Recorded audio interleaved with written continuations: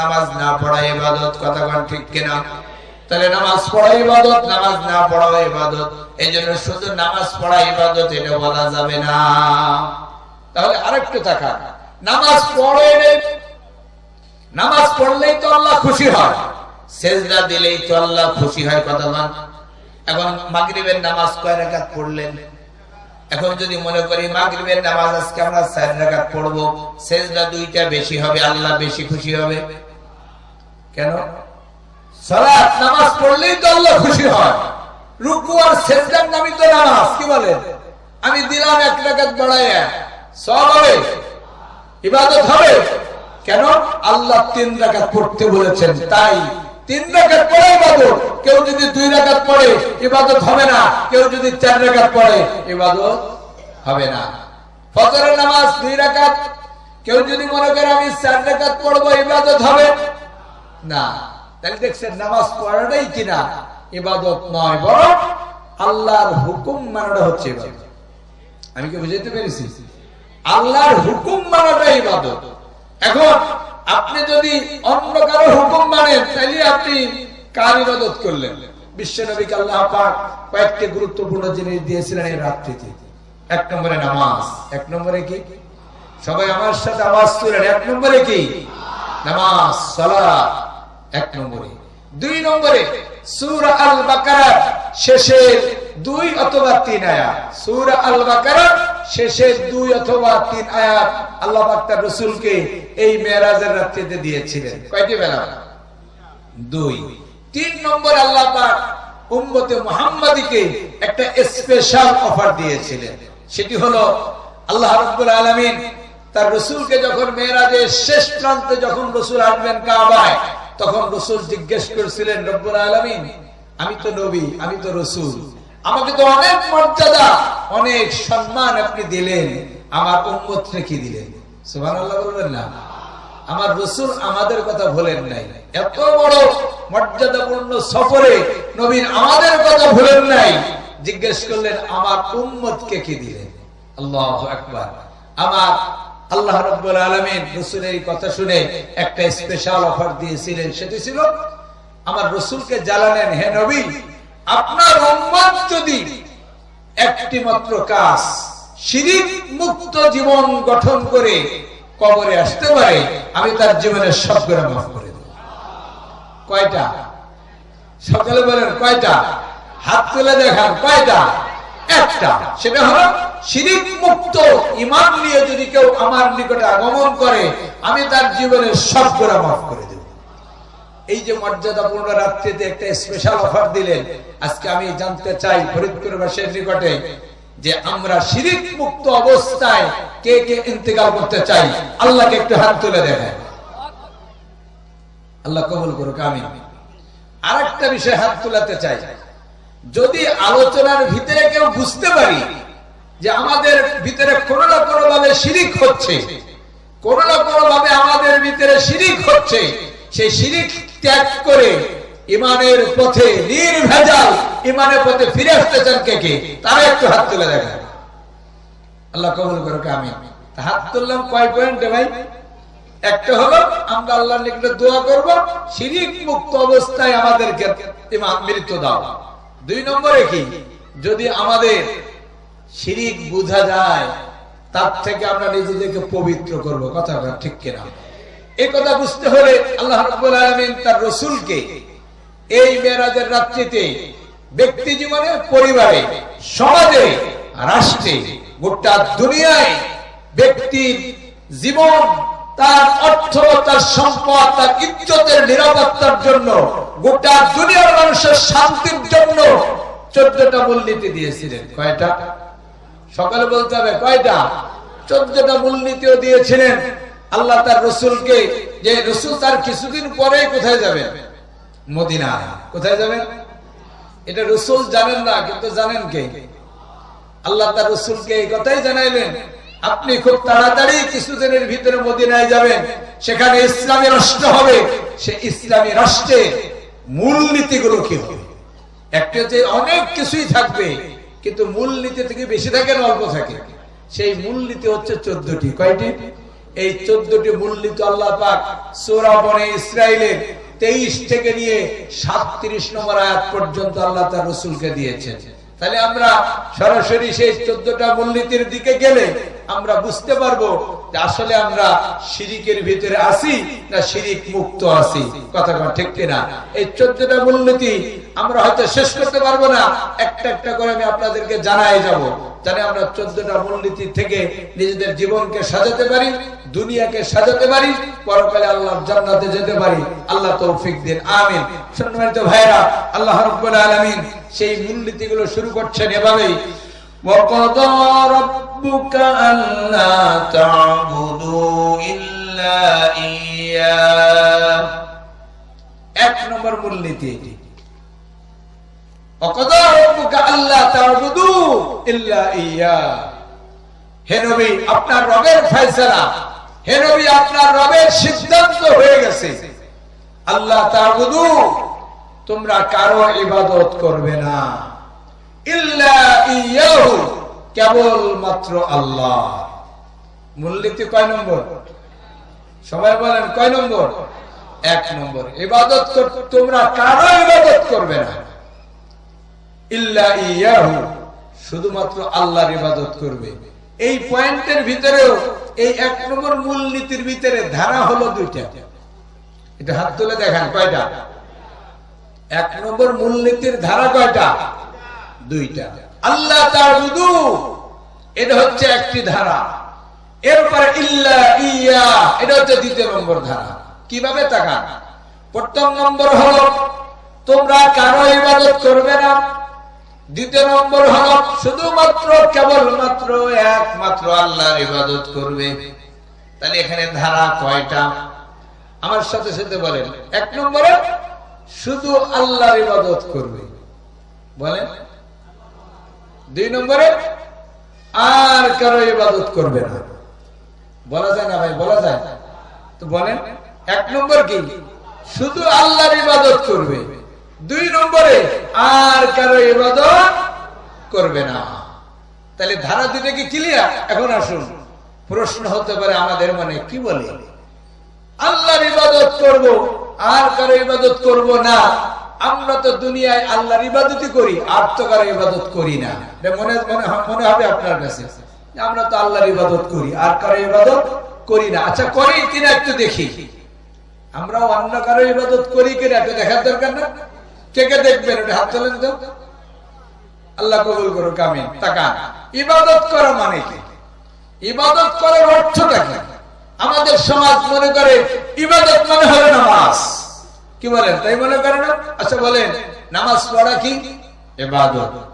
নামাজ না পড়া কি? বলেন না কেন? জি, গুনাহ। যারা তো একজন শুনছে তারা বলতেছে ঠিক। তাহলে অধিকাংশ লোক কি বললেন? নামাজ পড়া ইবাদত, নামাজ না পড়া গুনাহ। বলছেন না? আমি একটু কারেকশন করে দিই। নামাজ না পড়া যেমন ইবাদত, নামাজ না পড়াও কি ইবাদত? খটকা লাগে নাকি? নামাজ পড়াও ইবাদত, নামাজ না পড়াও কি ইবাদত? নামাজ পড়া ইবাদত হবে কখন? যখন আল্লাহ বলবেন নামাজ পড়ো, তখন নামাজ পড়া ইবাদত। আর যখন আল্লাহ বলবেন নামাজ পড়বে না, তখন নামাজ না পড়া ইবাদত। কথা কোন ঠিক কিনা? তাহলে নামাজ পড়া ইবাদত, নামাজ না পড়া ইবাদত। এই জন্য শুধু নামাজ পড়া ইবাদত এটা বলা যাবে না। তাহলে আরেকটু তাকান, নামাজ পড়ে নেই, নামাজ পড়লেই তো আল্লাহ খুশি হয়, সেজদা দিলেই তো আল্লাহ খুশি হয়। কথা বল। এখন মাগরিবের নামাজ কয় রাকাত পড়লেন?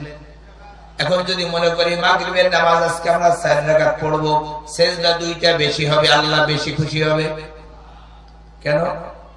সালাত নামাজ পড়লেই তো আল্লাহ খুশি হয়। রুকু আর সিজদার নামই তো নামাজ। কি বলেন? আমি দিলাম 1 রাকাত বাড়ায়া, সওয়াব হবে, ইবাদত হবে। কেন? আল্লাহ 3 রাকাত পড়তে বলেছেন, তাই 3 রাকাত পড়ে ইবাদত। কেউ যদি 2 রাকাত পড়ে ইবাদত হবে না, কেউ যদি 4 রাকাত পড়ে ইবাদত হবে না। ফজরের নামাজ 2 রাকাত, কেউ যদি মনে করে আমি 4 রাকাত পড়বো ইবাদত হবে না। তাহলে দেখছেন নামাজ পড়াটাই কিনা ইবাদত নয়, বরং আল্লাহর হুকুম মানাটা হচ্ছে ইবাদত। আমি কি বুঝাইতে পেরেছি? আল্লাহর হুকুম মানাটা ইবাদত। এখন আপনি যদি অন্য কারো হুকুম মানেন তাহলে আপনি কার ইবাদত করলেন? একটু খেয়াল করতেছেন? আল্লাহর হুকুম মানলে আল্লাহর ইবাদত। যদি আপনি হুজুরের হুকুম মানেন, যদি নেতার হুকুম মানেন, কথা বলেন, যদি আপনি রাষ্ট্রের হুকুম মানেন, আল্লাহর হুকুম মানলে আল্লাহর ইবাদত। হুজুরের হুকুম মানলে যেটা আল্লাহ বিরোধী তখন হুজুরের ইবাদত। নেতার হুকুম মানলে নেতার ইবাদত, রাষ্ট্রের হুকুম মানলে রাষ্ট্রের ইবাদত। কথা কি ক্লিয়ার? আমরা আল্লাহর ইবাদত করি। এখন আসেন, হুজুরের ইবাদত করি না? আমরা অনেকে করি না? অনেক লোক নেতার ইবাদত করি না? অনেক লোক দেশের রাষ্ট্রের ইবাদত করছি না? করছি। এই জন্য আল্লাহ মূলনীতি একটা ধারা দিলেন, দুইটা। ইবাদত করতে হবে শুধু আল্লাহ, আর কারো ইবাদত করা যাবে না। এখন কোন মানুষ যদি আল্লাহর ইবাদত করে সাথে সাথে আর একজনের ইবাদত করে, তখন এর নাম হলো শিরক। এর নাম কি? ইবাদত করতে হবে শুধু কার? ওমা খালাকতুল জিন্না ওয়াল ইনসা ইল্লা লিয়াবুদুন। আমি মানুষ এবং জিন জাতিকে সৃষ্টি করেছি কেবলমাত্র আমার ইবাদত করার জন্য। বললেন কে? আল্লাহ। তাহলে আল্লাহ বলেন আমার ইবাদত করার জন্য সৃষ্টি করেছি। এখন কোন মানুষ যদি আল্লাহর ইবাদতের সাথে আরেকজনের ইবাদত করে, তখন এর নামই কি? আমি কি বুঝাইতে পারলাম? কি বোঝা যাচ্ছে? কঠিন না পরিষ্কার? এখন আসেন, আমরা আল্লাহর ইবাদতের সাথে সাথে অন্যের ইবাদত করি, এটা বুঝলেন। আর এটা বুঝলে এটার নাম কি? এটার নামই শিরক। এখন আমরা আরো কিভাবে মানি? আরো সহজ করে তাকাই, একটু খেয়াল করেন, আরো সহজ করে বুঝেন। আমার ব্যক্তি জীবন, এটা কি আল্লাহর হুকুম মতো চলে না মন মতো চলে? কথা বলেন। আমার পরিবার কি আল্লাহর হুকুম মতো চলে না মন মতো? আমার সমাজ কি আল্লাহর হুকুম মতো চলে না মন মতো? আমার রাষ্ট্র কি আল্লাহর হুকুম মতো চলে না মন মতো? তাহলে মন মতো চলা এটাও শিরক। মন মতো চলা এটাও কি? শিরক। কেন? আপনি মনের হুকুম মানছেন, যেটা আল্লাহ বিরোধী। মন বলে নামাজ পড়ো না, আপনি নামাজ পড়লেন না, তাহলে কার হুকুম মানলেন?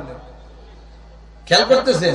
তাহলে আমরা কিন্তু অনেক ক্ষেত্রে মনের ইবাদত করি, যেটা আল্লাহ পাক কোরআনে কয়েক জায়গায় বলেছেন, আফারাআইতা মান ইত্তাখাযা ইলাহাহু হাওয়া। হে নবী, আপনি কি ওই লোকগুলোকে দেখেছেন যারা নিজের প্রবৃত্তিকে ইলাহ বানিয়ে নিয়েছে, নফসকে ইলাহ বানাইছে? অথচ কালেমার ভিতরে ঘোষণা দিয়েছি ইলাহ হবে কে? কালেমার ঘোষণা কি? লা ইলাহা ইল্লাল্লাহ। ইলাহ কয়জন? একজন। সত্য ইলাহ কয়জন? একজন। এখন যদি আমি আমার নফসের হুকুম মতো চলি, এটা একটি শিরকের পর্যায়ে চলে যায়। এজন্য তাত্ত্বিক ভাবে নিজের মন মতো চলা যাবে না, অন্য কারো হুকুম মানা যাবে না। আজকে যদি আমরা বাংলাদেশের দিকে তাকাই, 53 বছরের বাংলাদেশ, কত বছর? 53 বছর বাংলাদেশ। এদিকে আল্লাহর হুকুম দিয়ে চলেছে নাকি আমাদের মতো মানুষের বানানো আইন দিয়ে চলেছে? জি, কার কি দ্বিমত আছে নাকি? দ্বিমত থাকলে হাত তোলে, যে আমার দ্বিমত আছে, আল্লাহর আইন দিয়ে চলছে। আল্লাহ মাফ করে দাও। 53 বছর একটি দেশ আল্লাহর হুকুম দিয়ে চলে নাই, চলেছে কি দিয়ে? আমার আপনার মতো মানুষ তাদের বুদ্ধি বিবেচনা, তাদের অনুমান, তাদের কল্পনা, তাদের মন মতো যে নিয়ম বানিয়েছে সেই নিয়ম দিয়ে চলেছে। কথাটা ঠিক কিনা? তাহলে আমরা চলতেছি মন মতো। চলতেছি কিসের মতো? মন মতো। আর এটাই কি তারা মন মতো চালিয়েছে, সেই হিসেবে শিরকের ভিতরে পড়ে। আরো সহজ করে বলি, তাকান। নৌকা চলার জন্য একটা রাস্তা লাগে, তার নাম কি? নৌপথ। বিমান চলতে রাস্তা লাগে, তার নাম আকাশপথ। রেল চলতে রাস্তা লাগে, তার নাম কি? রেলপথ। বাস চলতে রোড লাগে, তার নাম কি? সড়ক পথ। কয়টা পেলাম? এর বাইরে রোড আছে নাকি? না। এখন বলেন তো, বাসের লাইনে কি ট্রেন চলে? ট্রেনের লাইনে কি বিমান চলে? বিমানের লাইনে কি লঞ্চ চলে? কথা বলে আপনার তো ভাবতে কেমন হয় চলে? চলে নাকি? তার মানে যার যার নিজস্ব একটা রোড আছে, নিজস্ব একটা কি আছে? রোড আছে। এক রোডের যান আর এক রোডে চালাইলে চলে না। ইসলাম, তাওহীদ, আল্লাহর একত্ববাদ, এটাকে চলতে হলে এর একটা নিজস্ব রোড আছে। ইসলাম, কোরআন, সুন্নাহ, আল্লাহর তাওহীদ, এর অনুযায়ী চলতে হলে তারও একটা নিজস্ব কি আছে? কথা বলেন, তারও একটা নিজস্ব রোড আছে। 53 বছরের বাংলাদেশে ইসলামকে ইসলামের রোডে চালানো হয় নাই, ইসলামকে চালানো হয়েছে ধর্মনিরপেক্ষ মতবাদের রোডে। কেউ বা চালিয়েছে জাতীয়তাবাদের রোডে, কেউ বা চালাতে চেয়েছে সমাজতন্ত্রের রোডে, কেউ বা চালাতে চেয়েছিল পুঁজিবাদের রোডে। কি বলেন? এজন্য ইসলাম দিয়ে কেউ চলে নাই, চলেছে অন্যের অধীনে। অথচ কেউ কারো রোডে চলার কথা নয়। আজকে ইসলামকে ইসলামের রোডে চলে না, ইসলামকে অন্যের অধীনে চলে। এর জন্য দায়ী কারা? একটু কথা বলে। এর জন্য দায়ী কারা? আমরাই। এর জন্য দায়ী কারা? আমরা নিজেরাই দায়ী। কারণ ইসলামকে ইসলামের রোডে চালাতে হলে ইসলাম বিজয়ী হতে হবে। ইসলামকে ইসলামের রোডে চালাতে হলে কি লাগবে ভাই? ইসলাম বিজয়ী হতে হবে। যখন ধর্মনিরপেক্ষ মতবাদ বিজয়ী থাকে তখন এই ধর্মনিরপেক্ষবাদী চলে সব জায়গায়। যারা বিরোধিতা করে তাদেরকে লাল জ্বালানে যাওয়া লাগে। জাতীয়তাবাদের সময় জাতীয়তাবাদের যানবাহন চলে, সেখানে ইসলামী নিয়ম নীতি সেখানে চলে না। সমাজতন্ত্র যেখানে থাকে সমাজতন্ত্রই চলে, সেখানে ইসলামকে চলতে দেয় না। হ্যাঁ, চলতে দেয় কতটুক? যতটুক তাদের জন্য ঝামেলার কারণ না হয়। যতটুক চললে কি হয়? তাদের কোনো ঝামেলা হয় না, ততটুক চলতে দেয়। আর যেইটুক চললে তাদের ঝামেলা, সেইটুক তারা চলতে দেয় না। আর ইসলামকে বিজয়ী করতে হলে আমাদের দেশীয় নিয়ম অনুযায়ী এটা পরিভাষা আছে রাজনীতি। তার কারণ রাষ্ট্র যারা পরিচালনা করে এর জন্য কি লাগে? রাজনীতি লাগে না? আপনি রাষ্ট্র চালাবেন, আপনার রাষ্ট্রকে পরিচালনা করতে হলে আপনার রাজনীতি লাগবে না? কথা বলে লাগবে না? এই জন্য তারা বলে দিবে, একে কি সুন্দর কথা বলবে, ইসলামে পবিত্র জিনিস, শান্তির ধর্ম, রাজনীতি নাই। বলে না? এটা কি হিন্দুরা বলে? খ্রিস্টানরা, বৌদ্ধরা, কারা বলে? আমরাই বলি। এখানে আছে না? এখানে আছে না সেই লোক যারা ইসলামের বিজয় চায় না, ইসলামকে অন্যের অধীনে চালাতে চায়? এই লোক তো এখানেও আছে। এই জন্য ইসলামকে ইসলামের রোডে চালাইতে হলে কি করতে হবে ভাই? ইসলামকে বিজয়ী করতে হবে। আজকে আমি আপনাদের নিকটে জানতে চাই, ইসলামকে ইসলামের রোডে চালানোর জন্য, ইসলামকে বিজয়ী করার জন্য আজকে থেকে কে কে সিদ্ধান্ত নেবেন? আল্লাহকে হাত তুলে দেখান। আল্লাহ কবুল করুক, আমিন। কারণ ইসলাম যদি বিজয় না হয়, ইসলাম দিয়ে আপনি পরিপূর্ণ কল্যাণ, ইসলাম দিয়ে পরিপূর্ণ শাস্তি পৃথিবীর কারো পক্ষে পাওয়া সম্ভব নয়। যদি তাই হতো তাহলে মুহাম্মদুর রাসূলুল্লাহ সাল্লাল্লাহু আলাইহি ওয়াসাল্লামের মাতৃভূমি ত্যাগ করা লাগতো না, হিজরতের প্রয়োজন হতো না। তিনি তো মনে করতে পারতেন, আমি মুহাম্মদ, আমি আল্লাহর নবী, আমি মুহাম্মদ, আমি আল্লাহর রাসূল, আমি দাওয়াত দিতে থাকবো, আর পরিচালনা করবে আবু জেহেল, আবু লাহাব, আমি তাদের অধীনেই থাকবো। তাহলে কি ঝামেলা ছিল? তাহলে কি ঝামেলা ছিল না? কিন্তু রাসূল যখন যে কোরআন আনলেন, যে ইসলাম আনলেন, সে তো কারো অধীনে থাকতে আসেনি। কোরআন কি কারো অধীনে থাকবে? এই কোরআন কার? আর ওদের এই কোরআন কার? কোরআন অধীনে করা মানে কি? আল্লাহকে কি করলেন? যেহেতু কোরআনের কথাগুলো কার? আল্লাহ। আপনি যদি কোরআনকে যদি অধীনে বানাতে চান, তাহলে কাকে অধীনে বানাইলেন? আল্লাহকে আপনার অধীনে বানাতে চাইলেন। এটা কি সম্ভব? কিন্তু হচ্ছে কিনা? হইতেছে। তাই বলছিলাম, কোরআন কে কোরআনের পথে, ইসলামকে ইসলামের পথে চালাতে হলে ইসলামের বিজয় লাগবে, কোরআনের বিজয় লাগবে। আর এই বিজয় করার জন্য আপনারা বলছেন আমরা সকলে চেষ্টা করব, আর এই বিজয় করতে হলে সবাই বিজয় করতে চাইছেন, বিজয় করতে হলে একতাবদ্ধ লাগবে। কি লাগবে? একতাবদ্ধ হতে হবে। একজনে চাইলে হবে না, দুইজনে চাইলে হবে না, অধিকাংশ লোকের চাইতে হবে। অধিকাংশ লোক যখন চাবে তখন ঠিকই কি হবে? আল্লাহর কোরআন বিজয়ী হবে। আর যখন কোরআন বিজয়ী হবে তখন মদিনার মতো রাষ্ট্র যখন হবে, সেখানে জীবনের ভয় থাকবে না, ইজ্জতের ভয় থাকবে না, চুরি ডাকাতির ভয় থাকবে না, ছিনতাইয়ের ভয় থাকবে না, চাঁদাবাজির ভয় থাকবে না, টেন্ডারবাজির ভয় থাকবে না।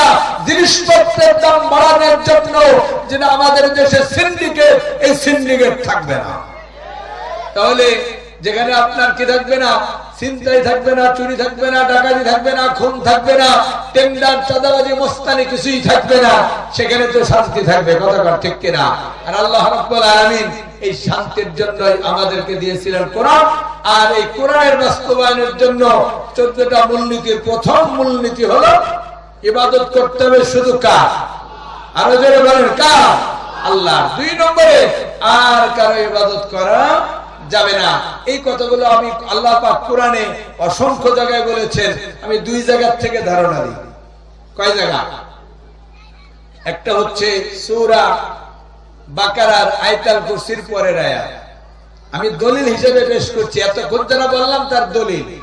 অনেক লোক আপনাকে বলতে পারবে না এটা হয় না, এটা কেমন হয়। আপনি দলিল নেন। আল্লাহ কি বললেন? فَمَن يَكْفُرْ بِالطَّاغُوتِ وَيُؤْمِنْ بِاللَّهِ فَقَدِ اسْتَمْسَكَ بِالْعُرْوَةِ الْوُثْقَى لَا انفِصَامَ لَهَا وَاللَّهُ سَمِيعٌ عَلِيمٌ। فَمَن يَكْفُرْ بِالطَّاغُوتِ, যে আল্লাহ বললেন যে ব্যক্তি তাগুতকে অস্বীকার করবে, ওয়ায়ুমিন বিল্লাহ, আল্লাহর উপরে ঈমান আনবে। কাজ কয়টা? একটা হলো তাগুতকে অস্বীকার করতে হবে, 2 নম্বরে আল্লাহর প্রতি ঈমান আনতে হবে। 1 নম্বর কাজ কি? তাগুতকে অস্বীকার করা। সকলে বলেন 1 নম্বর কাজ কি? তাগুতকে অস্বীকার করা। আর 2 নম্বর কাজ হচ্ছে আল্লাহর উপরে ঈমান আনা। 1 নম্বর কাজ কি? তাগুতকে অস্বীকার করা। 2 নম্বরে আযান হচ্ছে, আমরা একটু পরে কথা বলবো।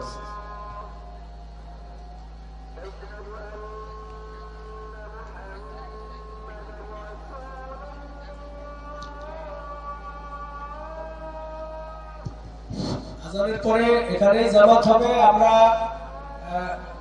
আগের মতো যে অবস্থায় ছিল সেই অবস্থায় জামাত হবে।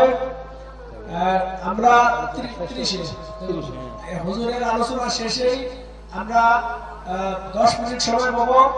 10 মিনিটের মধ্যে যদি কারো ওযু করা লাগে ওযু করে আসবেন। বুঝিনি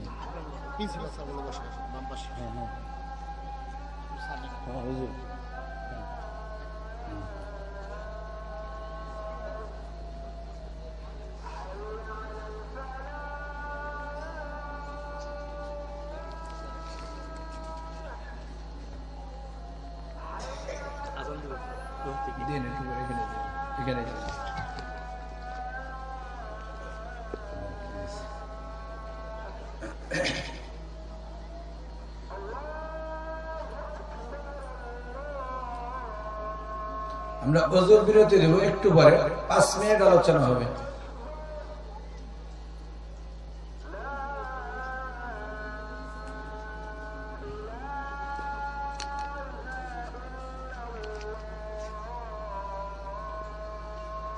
اللهم رب هذه الدعوة التامة الحمد لله فمن يكفر بالطاغوت ويؤمن بالله। 1 নম্বর হলো তাগুতকে অস্বীকার করা, 2 নম্বরে হলো আল্লাহর উপর ঈমান আনা। এই সিরিয়ালটা কার? কথা বলেন, সিরিয়ালটা কার? আল্লাহ। তাহলে 1 নম্বরে কি বলছেন?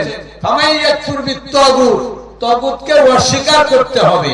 2 নম্বর আজকের যে আয়াত, আল্লাহ তা'বুদু, আর কারো ইবাদত করবে না, তাগুতের ইবাদত করবে না, এই দুইটাই সেম।